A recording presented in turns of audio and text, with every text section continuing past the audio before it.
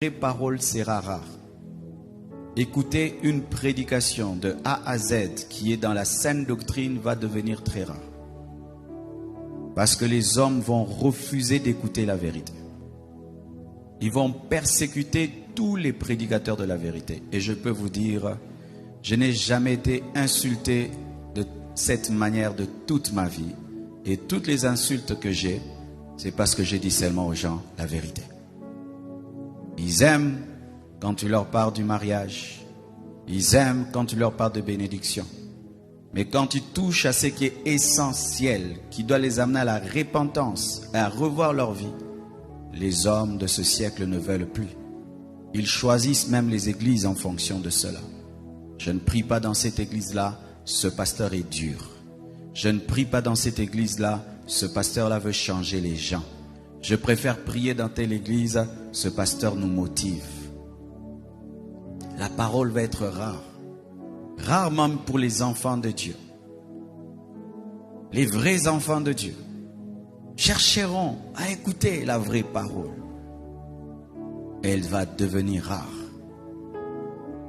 Que Dieu te fasse grâce, toi qui enseignes, d'être parmi les raretés, les personnes dans lesquelles on trouvera encore l'évangile pur.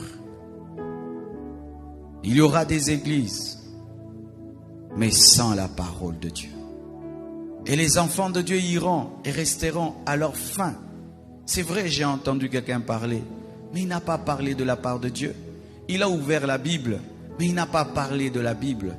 Ce phénomène va y aller croissant. Des gens qui ouvriront la Bible sans parler de la Bible. Des gens qui parleront de Jésus sans parler de Jésus. Des gens qui commenceront des églises, mais pas pour dire la vérité. Et les hommes, de même, iront à l'église, mais pas pour écouter la parole de Dieu. Ils iront par religion, par habitude, mais pas pour écouter la parole de Dieu. Ils demanderont même à leur pasteur de ne plus inviter tel orateur et tel orateur parce qu'il est dur. J'ai prêché hier quelque part, je parlais de la sanctification. Au départ de mon message, l'église était tétanisée, paralysée. J'avais l'impression d'être un monstre ou un extraterrestre en train de diriger les choses. Pourquoi? Parce que il y a une carence de la vérité, carence de la parole. Mais lorsque l'église sera enlevée, ce sera pire, mes frères. Après l'enlèvement de l'église, les gens chercheront la parole. Les vrais prédicateurs seront enlevés. Les faux prédicateurs resteront. Et la parole sera encore très très rare. Nous avons la grâce, frères, jour après jour, d'écouter la parole. Mais sachez qu'une fois l'enlèvement a lieu, ce sera difficile. Même toutes ces applications qui ont des enseignements et des prédications vont supprimer les messages. D'ici là, mes frères, nous n'aurons pas cette liberté de prêcher sur YouTube, de prêcher sur Facebook, de prêcher sur Twitter, sur Instagram. Non. Ces applications et ces réseaux n'ont pas été créés pour l'évangélisation. Ils ont été créés pour que le monde soit un, pour accueillir l'Antichrist. C'est pourquoi, remarquez, tu prêches contre l'homosexualité, on supprime ton post et on t'avertit. Une fois, j'ai posté sur Facebook, des hommes étaient en train d'adorer une vache. Et j'ai écrit, mon peuple périt, faute de connaissance. Facebook m'a écrit, ils ont bloqué cette vidéo. Tu peux faire rire les gens, blaguer, ça passe. Mais quand tu commences à dire la vérité, c'est de l'intolérance. Ils appellent ça l'intolérance. C'est-à-dire que l'Église doit tolérer le péché. Nous devons tolérer l'idolâtrie. Nous devons tolérer l'ignorance. Nous devons être une église qui ne dérange pas. C'est ça, le travail qui se passe dans le monde de ténèbres. Que les gens viennent à l'église, mais qu'ils ne soient pas dérangés. Que l'on prêche, mais qu'on ne dérange pas. alors que la vérité dérange toujours. Je vous ai présenté cette parole afin de vous révéler une chose, que la faim et la soif de Dieu existent. Mais pour Amos, c'était une malédiction.